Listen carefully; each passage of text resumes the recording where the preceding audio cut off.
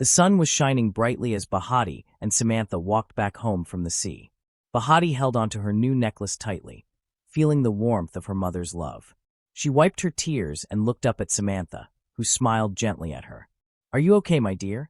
Samantha asked. Bahati nodded and smiled back. "Yes, I am okay. I just feel different, like my heart is full," she said. Samantha hugged her. "That's because you are finally where you belong. Now let's go home. Your dad must be waiting." Bahati took a deep breath and walked beside Samantha, ready to start her new life. Meanwhile, back at the house, Lunga was pacing up and down, checking the time. He couldn't wait for Bahati and Samantha to return. The house felt peaceful now that Lucia was gone, but he still felt nervous. He had just learned that Bahati was his daughter, and he wanted to make up for all the lost time. The gate opened, and he quickly turned. When he saw them walking in, he rushed to Bahati and lifted her into his arms. "My princess, you are back," he said happily. "Yes, Dad, and I have a message for you," Bahati said with excitement. Lunga put her down and looked at her curiously. "What is it?" he asked. Bahati held his hands and smiled. "The curse is broken, Dad. You can now have children," she said. Lunga's eyes widened in shock. "What? Are you serious?" he asked. Samantha nodded. "It's true, Lunga. The angel told her," she said. Lunga was speechless. He looked up, tears in his eyes. "Thank you, God," he whispered. Lunga sat on the couch with Bahati and Samantha, holding her hands gently. "So, that was your mom protecting you the whole time?" he asked. "Yes, Dad," Bahati said with a smile. Lunga took a deep breath and looked at her with love. "It's okay, my child. Now you have me and Samantha to take care of you and your siblings. We will love you, protect you, and make sure you never suffer again. I will make up for all the time I lost with you. As long as I live, you will never lack anything," he said, pulling Bahati into a warm hug. "It's okay, Dad," Bahati said softly, feeling safe and happy. Lunga treasured every moment with Bahati and Samantha. Every chance he got, he spent time with them, making sure Bahati was happy. They took her to nice places like beautiful restaurants, fun playgrounds, and big cinemas. Sometimes they stayed home, played games, and watched movies together as a family. Bahati felt loved and safe like never before. She laughed more, ate well, and enjoyed every day with her new family. As time passed, Lunga and Samantha grew even closer. Their love became stronger with each day. At night, after Bahati had gone to sleep, they would sit together, watch movies, and enjoy each other's company. They went out on special dates, holding hands and sharing happy moments. Samantha was always there for Lunga, and he felt lucky to have her. Their love was real, and soon, they knew they were meant to be together forever. When Lucia and her 2 daughters arrived at her father's home in the village, her brothers and sisters were not happy to see them. Since their parents had passed away, the family had struggled, but Lucia had never been there for them. The moment she married Lunga, she forgot about everyone. She never called, never visited, and even blocked most of them.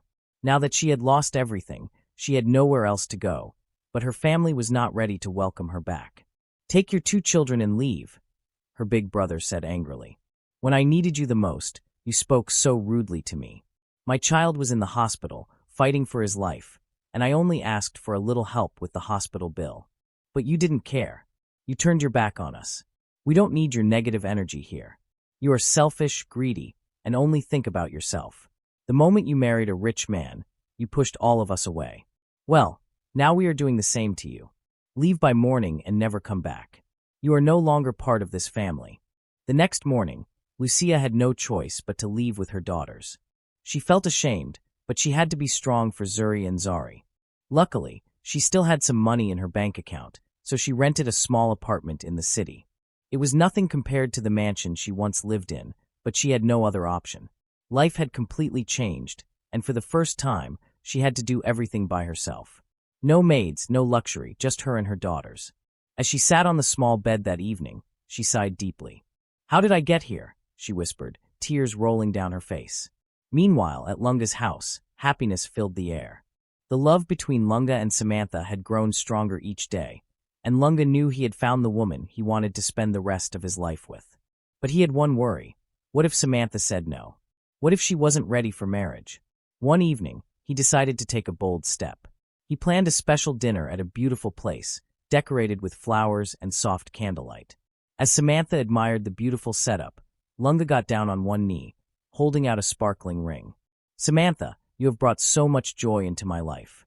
Will you marry me?" he asked. Samantha gasped, her hands covering her mouth. For a moment, she was speechless. The room went silent as everyone waited for her answer. Tears filled Samantha's eyes as she nodded. "Yes, yes, I will marry you," she finally said. The entire place erupted with cheers, and Lunga slipped the ring onto her finger.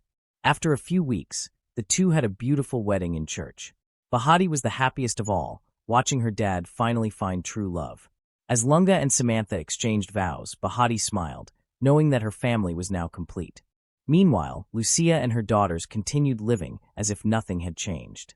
They were used to luxury, and even though they no longer had Lunga's wealth, they still spent money carelessly. They went to fancy restaurants, bought expensive clothes, and treated themselves like queens. Lucia kept telling herself that things would somehow work out. But what she didn't realize was that her bank account was getting smaller and smaller with each passing day. She ignored the warning signs until one day, when she checked her balance, she froze. Her money was almost gone. Reality hit them hard. The fun was over, and life became tough. They had no choice but to start selling their personal belongings just to survive.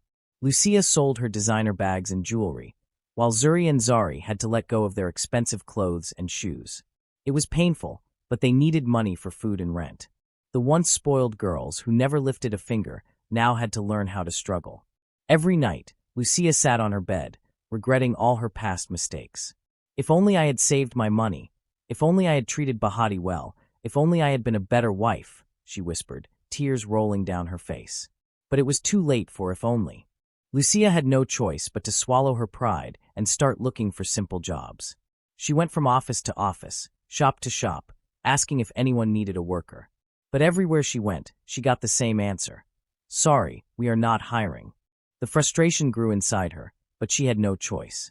Her daughters, Zuri and Zari, who once lived like princesses, also had to step in. Since they could no longer afford school, they joined their mother in searching for jobs. It was a new and painful experience for them, as they had never worked a day in their lives. Days turned into weeks, and life only got harder. Sometimes they went to bed hungry, and other times they had to share one meal a day. Zuri and Zari hated this new life, and they started blaming their mother for everything. "If you had been a good wife, we wouldn't be suffering like this," Zuri shouted one evening. "You ruined our lives, Mom," Zari added, tears in her eyes. Lucia looked at her daughters and felt a deep pain in her heart. She had lost everything, her marriage, her wealth, and now, even the love of her children. Lucia and her daughters could no longer afford their rent, so they had to move into a much smaller, old house. The roof leaked when it rained, the walls had cracks, and the tiny rooms felt nothing like the big, beautiful home they once had. Life had changed so much, and Zuri and Zari were tired of suffering. One evening, after another meal of plain porridge, Zuri finally spoke up. "Mom, you never thought about tomorrow. You never thought about what would happen to us. You only cared about yourself," she said with frustration. "Me and Zari are leaving. We are going to take care of ourselves somewhere else. We can't live like this anymore." Lucia's heart broke at her daughter's words. She quickly grabbed Zuri's hands, her eyes filled with tears. "No, please, my child. You can't leave me. The streets are not safe for you. You are young girls. We are in this together. Everything I did was for you," she cried. "I wanted you to have the best life. I didn't know things would turn out like this. Please, don't leave me alone." She was desperate, but her daughters looked at her with disappointment. Zari shook her head in anger.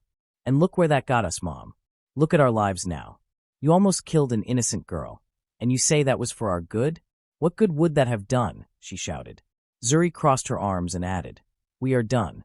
There is nothing good to learn from you. You keep making the worst decisions, and your pride has ruined everything." Without another word, Zuri and Zari picked up their small bags and walked out, leaving Lucia alone in the tiny, broken house, crying in regret.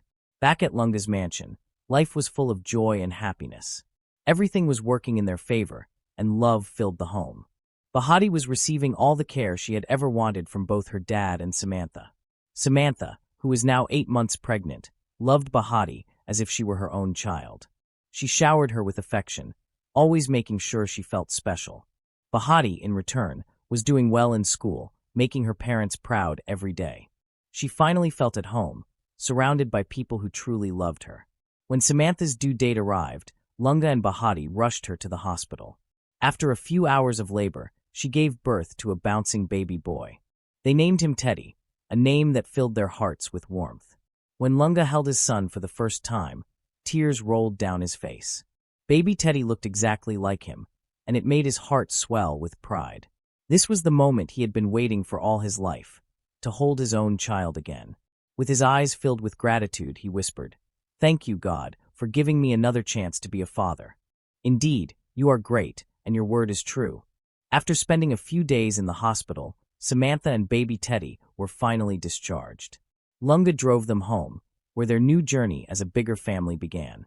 Everyone was excited, especially Bahati, who couldn't wait to be the best big sister ever. She promised to always protect and take care of her little brother. At home, Lunga and Bahati took turns helping Samantha with the baby. The mansion was now filled with baby laughter and love, making it the happiest place to be. Back in the ghetto, Lucia's life became worse every single day. She could not find a good job no matter how hard she tried. Everywhere she went, people chased her away, calling her a dirty woman. No one wanted to help her, and she realized that karma had finally caught up with her. She used to be rich and proud, but now she was suffering alone. She had no choice but to go to the streets and beg for food just to survive. Each day was a struggle, and she regretted everything she had done in the past. On the other hand, Zuri and Zari were also struggling to survive. Without their mother's support, they had to find a way to take care of themselves. One day, while roaming the streets, they met a group of girls who introduced them to a dangerous way of life, prostitution. These girls told them that the only way to make money was to wait for rich old men who would pick them up and pay them. At first, Zuri and Zari were scared. They were still teenagers who didn't know anything about men. But hunger and suffering left them with no choice. Their first time was painful and heartbreaking, but they forced themselves to continue. Over time, they tried to accept their new reality, even though it made them sad. Some nights, they cried themselves to sleep, wishing for a better life. But since they had no other way to survive, they kept going. They held on to hope, believing that one day, something good might happen to change their lives. As Zari and Zuri sat on their small bed in their tiny apartment, they had a serious conversation. "Zuri, I have been thinking really hard about something lately," Zari said, her voice filled with worry. "Okay, what is it?" Zuri asked, curious. Zari took a deep breath and said, "What if we save the money we get from this thing we are doing and send ourselves back to school? We can start with one of us first, then after a year, the other can enroll. That way, we can still pay for our place and survive while getting an education." Zuri's eyes lit up with hope. "You really think we can do that?" she asked. "Yes, sis. We have to give ourselves a better life because no one else will do it for us," Zari said firmly. "It is us against the world, and we must turn this bad situation into something good. We cannot live like this forever. We deserve better." They held hands, determined to fight for their future. For the first time in a long while, they felt a little bit of hope. Life went on as usual for Zari and Zuri. Some nights were really tough, leaving them broken and tired, while others were easier to handle. Some clients were rough, making them feel miserable, while others were kind. There were also strange ones. Some just wanted to talk without anything else. Despite everything, they stayed focused on their goal. Over time, they saved enough money to send one of them to school. One evening, they sat down to decide who would go first. "Since you came up with the idea, I think you should go to school first, then I will follow," Zuri said with a small smile. "Are you sure? You are okay with that?" Zari asked gently. Zuri nodded. Tears filled Zari's eyes as she hugged her sister tightly. "Thank you so much. I will make you proud, I promise," she whispered. Soon, Zari started school. Every day, she went to class, worked hard, and came back home to help her sister in the streets at night. Life became even harder, but they kept going, holding on to the hope of a better future. Time went by, days turned into weeks, then into months, and finally, a year passed. Zuri was finally able to join her sister at school. They were both passionate about their education and determined to change their lives. However, things were not easy at school either. Other students bullied them because of how they had earned money to survive. Whispers followed them in the hallways, and cruel words were thrown at them, but they had to stay strong. They closed their ears to the insults and focused on their studies. They knew that their future depended on how well they did in school, and they refused to let anything stop them. Meanwhile, Lucia's life had become even worse. She was all alone, struggling to survive on the streets. Every day, she begged for food, searching through trash cans and asking strangers for leftovers. She had no home, no family, and no one to care for her. Cold nights, rainy days, and hunger became her daily reality. Every night, she cried herself to sleep, filled with deep regret. She wished she could turn back time and make different choices, but it was too late. She had lost everything, her husband, her children, and even her dignity. Now, she had to live with the pain of her past mistakes, completely alone. A few years later, Bahati had finished her university education, and now it was her graduation day. She was the happiest person alive. All her family members were there to celebrate with her. Lunga stood tall, feeling like the proudest dad in the world. Samantha's eyes shone with joy as she hugged her daughter tightly. Even Bahati's younger siblings, Teddy and little Terry, were jumping with excitement, cheering for their big sister. The whole celebration was filled with laughter, love, and happy tears. It was a day to remember, a day that showed how far Bahati had come and how much she was loved. 1 week after graduation, Lunga gave Bahati a special gift, one of his biggest companies, Rich's Beauty Company. It was a well-known business that sold all kinds of beauty and hair products, like sprays, body creams, skincare items, wigs, and more. Everyone in the city trusted their products because they were of the best quality, and the company provided both physical and online services. Bahati was now the CEO of this huge company, and she was more than ready to run it. She had learned a lot over the years, and with her skills, she was determined to make the company even greater.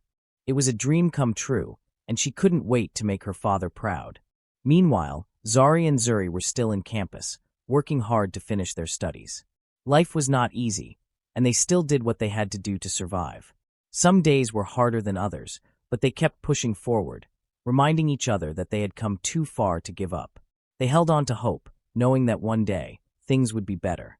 It was just the two of them against the world, and no matter how tough things got, they refused to let go of their dreams.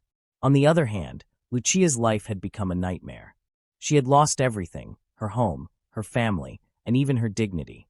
Now she lived on the streets, sleeping under bridges and begging for food just to stay alive. She had no one to turn to, and every day felt like a punishment for the mistakes she had made in the past. She had lost all hope and had accepted her fate. All she could do now was wait and see what each day would bring, even if it meant more suffering. One evening, after a long and successful day at work, Bahati was driving home in her expensive Lexus.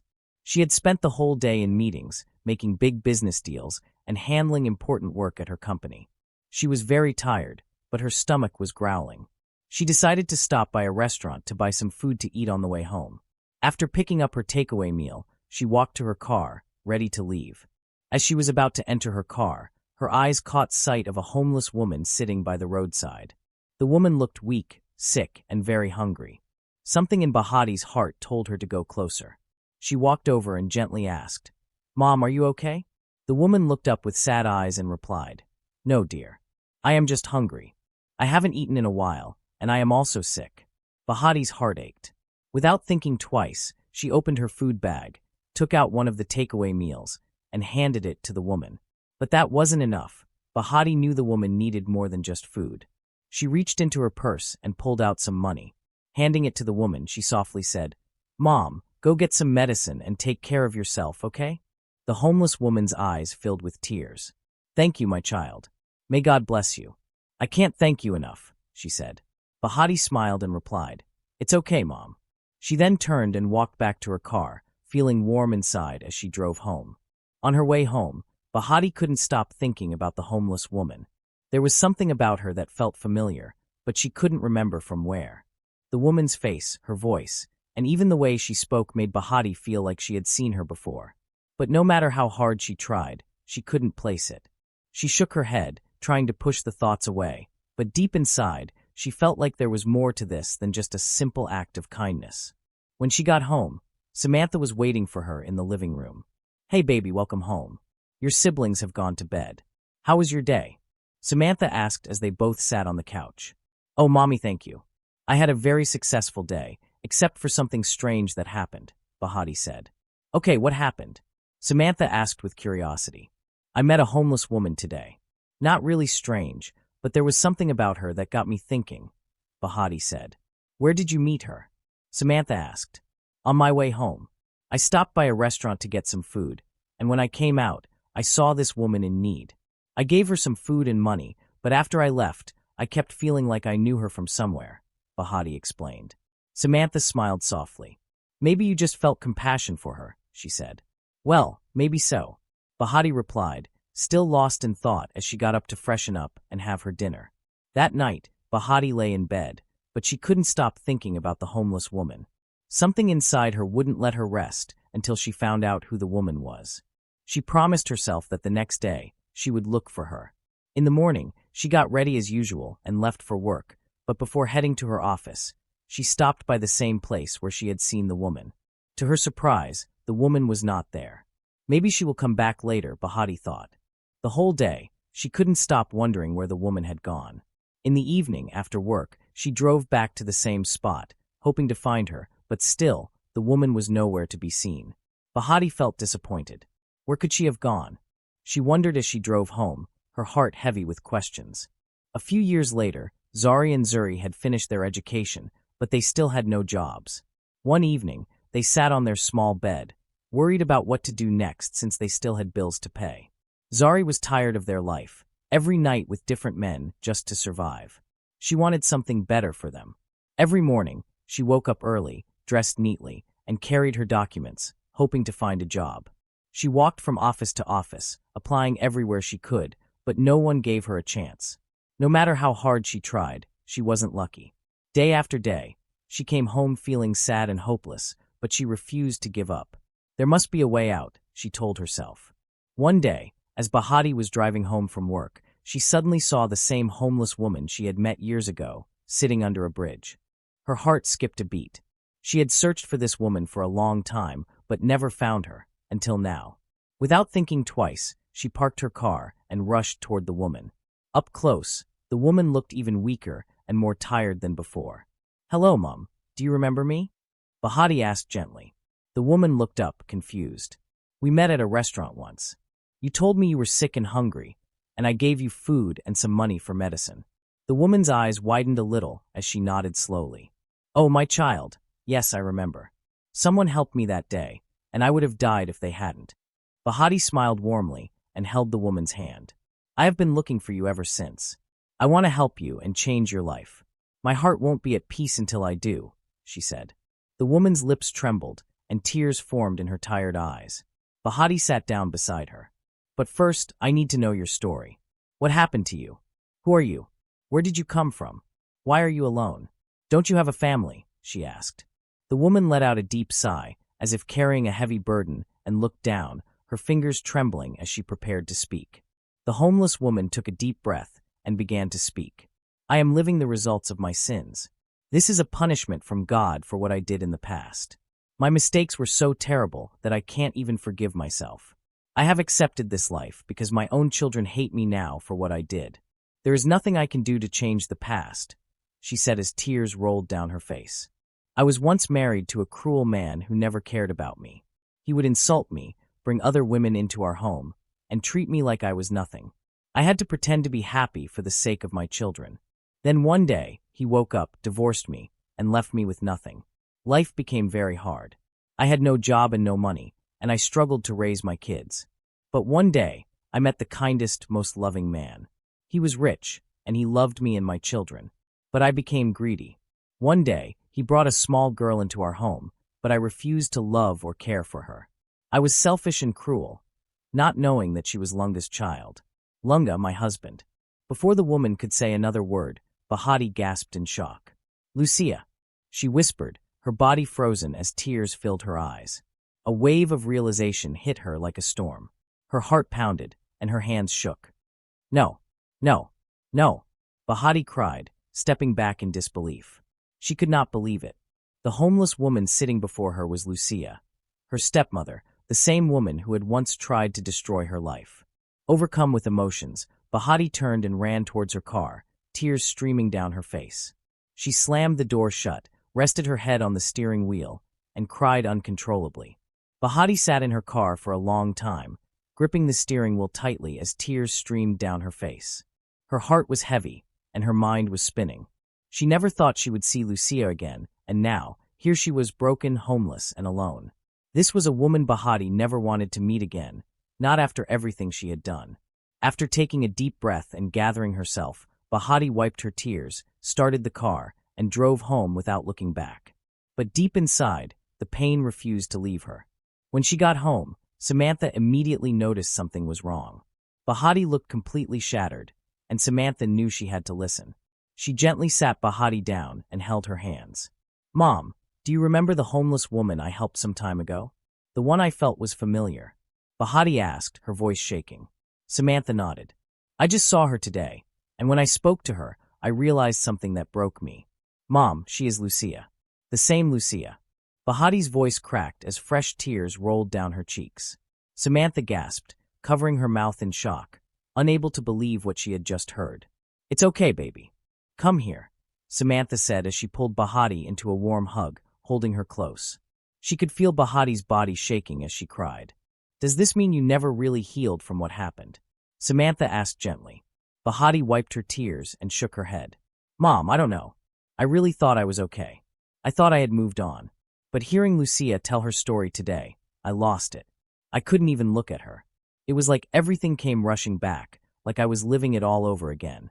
I felt something so heavy in my chest, and I just broke down," Bahati said, her voice full of pain.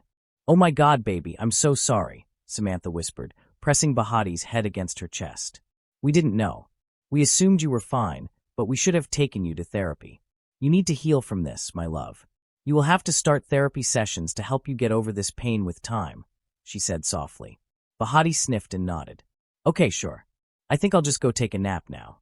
I need to unwind a little," she said, standing up slowly. Samantha watched as Bahati walked back to her room, her heart aching for her daughter. The next morning, Bahati called her office and told them she would be taking a 1-week leave. She knew she wouldn't be able to focus at work because her heart was too heavy. Right now, her mental health was the most important thing. She needed time to take care of herself and sort out her feelings. A few minutes later, Samantha walked into her room. "Good morning, baby," she said softly. "Good morning, Mom," Bahati replied. Samantha sat on the bed and held Bahati's hand. "I just talked to Dr. Spears, a therapist. I booked a session for you, but if you're not ready, I can cancel it." Before Samantha could finish, Bahati quickly said, "It's okay, Mom. I'll do it. I just want to leave the past behind and focus on my future." Bahati got up, freshened up, and went for her first therapy session. Dr. Spears was kind and patient, and he made her feel safe. He listened as she spoke about everything she felt deep inside. After their talk, he gave her an assignment. "For you to heal, you must face the person you blame for your pain. You need to tell her everything you feel. That is the first step to healing," he said. Bahati was hesitant. Could she really do it? Could she face Lucia? The thought scared her, but after some time, Dr. Spears convinced her to try. Bahati took a deep breath and nodded. She knew this was something she had to do. One day, Bahati took her car and drove to the bridge. When she got there, she hesitated for a while. She wasn't sure if she was ready to face Lucia again. She took a deep breath, trying to convince herself. This was the one person she hated the most in the world, but she had to do this. After a few moments, she gathered the courage, stepped out of her car, and walked toward Lucia. The homeless woman looked surprised to see her. She never thought Bahati would come back. But before Lucia could say anything, Bahati spoke first. "I don't want you to say anything. I just want you to listen," Bahati said, her voice filled with pain. "You hurt me. You traumatized my childhood, even after knowing what I had already been through. You were selfish and only cared about yourself and your children. But I was also a broken child who needed love, who needed a mother. And you couldn't even give me that. You were so cruel to me, and I never got over it." Tears rolled down Bahati's face as she let out the pain she had carried for years. Before she could say anything else, Lucia broke down in tears. "I'm so sorry," Lucia sobbed. "I will never forgive myself for what I did. I thought I was protecting my children, but now I see the damage I caused. Even my own children left me, and I never saw them again. I have been alone, homeless, and suffering. I know I don't have much time left. This cold has ruined my chest. This is my punishment, and I accept it because I deserve it." But you, Bahati, you don't deserve to live with this pain. Please, find peace in your heart. You deserve happiness. Please forgive me and my children. What I did was unforgivable, but I still hope that one day, you can find it in your heart to forgive us." Bahati stood there, looking at Lucia, feeling something shift inside her. For the first time, she saw Lucia not as a monster, but as a broken woman full of regrets. She didn't know what to say, so she turned, walked back to her car, and drove home in silence. When Bahati got home, she felt a little different. She sat on her bed, thinking about everything that had happened that day. For the first time, she felt like Lucia's apology was real. It touched something deep in her heart. Even though it still hurt, she also felt a little lighter, like some of the heavy pain was starting to go away. She felt sad for Lucia, but she knew she had to take care of her own heart and mind first. She needed to heal, fully and deeply. As the days went by, Bahati kept going to her therapy sessions with Dr. Spears. Slowly, she started to feel better. One day during a session, Dr. Spears smiled at her and said, "Bahati, I'm really proud of you. You've come a long way. Now, I have one more assignment for you. I want you to write a letter to your younger self, the little girl who went through all that pain. Tell her the words you needed to hear back then." Bahati nodded gently, holding back tears. After the session, she quietly went home, ready to pour her heart into the letter. That evening, Bahati sat quietly in her room with her notebook and a pen. She took a deep breath and began to write her letter. "Dear younger self," she started, "you went through so much pain at such a young age, and none of it was your fault. You deserved love, hugs, and care. But even with all the sadness, you stayed strong. You kept believing that things would get better, and that gave us the strength to keep going. I admire how brave and hopeful you were." She smiled gently as she continued writing. "God showed up for us, and now life has changed. You became the woman you always dreamed of. Today, you are helping others, and many people look up to you. You are loved, you are seen, and you are blessed. Thank you for not giving up, even when it was hard. Because of you, we made it." Bahati put her pen down and wiped a small tear. Her heart felt warm, and her soul felt a little more healed. With time, Bahati reached a peaceful place in her heart. Her family was so proud of her growth and healing. The pain that once felt heavy was now lighter. One quiet evening, as she sat in her room, she thought about Lucia. She remembered the last time she saw her and how broken she looked. Bahati felt something shift inside her, a deep desire to forgive, to help, and to finally let go of the past. She went to talk to Samantha and Lunga and told them what she wanted to do. They both hugged her with joy and pride. Lunga promised to support her every step of the way. The next morning, Bahati drove to the bridge. Her heart beat fast as she searched for Lucia. And there she was, lying weakly on an old rug, sick and all alone. Without thinking twice, Bahati gently helped her into the car and rushed her to the hospital. Lucia had no one else, but Bahati stayed by her side. She paid for the bills and made sure she got the best care. 2 weeks later, Lucia was feeling much better. Her face looked softer, her eyes full of tears, as she held Bahati's hand with shaking fingers. "Thank you, my child," Lucia whispered. "I'm so sorry for everything." Bahati also had tears in her eyes. She held Lucia's hand and smiled through the pain. "It's okay now," she said softly. "I've made peace with the past. I have forgiven you from the bottom of my heart. It may take time for us to be close again, but I want to help you. You need to forgive yourself too, so you can heal. And don't worry, I will help you rebuild your life. I will also look for Zari and Zuri. If they're alive, I'll bring them to you." That moment was full of healing. 2 hearts once broken, now slowly finding peace. The next day, Lucia was finally discharged from the hospital. Bahati drove her to a small, clean apartment she had arranged just for her. The place was simple but beautiful, just enough for Lucia to feel safe and start a new life. When they arrived, Lucia looked around with teary eyes and a big smile on her face. "Thank you, my child," she said softly. "You've given me hope again." She knelt down and prayed for Bahati, blessing her with every word from her heart. Bahati hugged her gently and told her, "This is your fresh start, Mama. You deserve it." After dropping off Lucia, Bahati went home and recorded a video for social media. She shared a short story about Lucia and asked the world to help her find Zuri and Zari. In the video, she showed pictures of the 2 girls and added a reward for anyone who had any information about them. The video touched many people's hearts. It was shared widely, and people all over began looking out for Zuri and Zari. Bahati kept praying that one day she'd hear something, and so did Lucia. 3 weeks later, Bahati was at work in her office. She was sitting at her desk, busy typing when her phone rang. At first, she thought it was just a normal call, but when she picked up, her heart skipped a beat. "Hello. Is this Miss Bahati? We've seen Zuri and Zari," the voice said. Bahati jumped from her seat, her eyes wide open. "You did? Where are they?" she asked quickly. She couldn't believe it. Finally, after all this time, the girls had been found. Bahati finally met with Zuri and Zari in a quiet, peaceful cafe. The moment they saw her, they broke down in tears and started apologizing for everything that had happened in the past. Bahati gently held their hands and smiled softly through her tears. "It's okay," she said. "I looked for you after I had already forgiven you. I just wanted you to be safe and happy." Her words made their hearts melt. She told them how their mom, Lucia, had changed and how she had also forgiven her. "Please forgive her," Bahati said kindly. "She made mistakes, but she is truly sorry." At first, Zuri and Zari were not sure. Their hearts were still hurting. But after some time, they nodded with tears in their eyes and agreed to go see their mother. Bahati drove them to Lucia's apartment.